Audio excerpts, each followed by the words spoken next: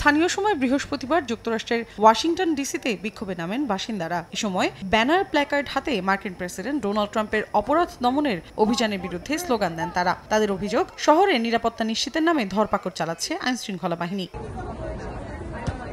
বেশ কয়েকদিন ধরে যুক্তরাষ্ট্রের ওয়াশিংটনে একের পর এক চেকপয়েন্ট বসাচ্ছে ফেডারেল কর্তৃপক্ষ। ট্রাফিক থামিয়ে শুধু কাগজপত্র নয়, অনেক সময় অভিবাসন সংক্রান্ত তথ্য জিজ্ঞেস করছে তারা। আটকও করা হচ্ছে অনেককে। মার্কিন প্রেসিডেন্ট ডোনাল্ড ট্রাম্পের দাবি, শহরে অপরাধমূলক কর্মকাণ্ড বেড়ে গেছে, যদিও সরকারি পরিসংখ্যান বলছে অপরাধ আগেই কমে আসছিল।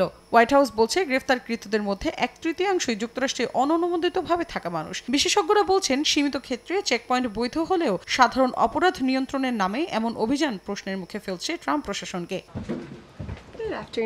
এরই মধ্যে 5,50,00,000-এর বেশি বৈধ ভিসাধারীর রেকর্ড পর্যালোচনা করার ঘোষণা দিয়েছে মার্কিন পররাষ্ট্র দপ্তর। ভিসা স্টে বাড়ানো, অপরাধ, জননিরাপত্তা হুমকি, সন্ত্রাসী কার্যকলাপে জড়ানো বা সহায়তা দেওয়ার মতো প্রমাণ মিললেই ভিসা বাতিল বা দেশটি থেকে বহিষ্কার করার মতো পদক্ষেপ নেওয়া হতে পারে। যদিও সব ভিসাধারী কন্টিনিউয়াস ভেটিং এর আওতায় থাকেন। এর অর্থ হলো ভিসা দেওয়ার পরও তাদের কর্মকাণ্ড নিয়মিত খতিয়ে দেখা হয়।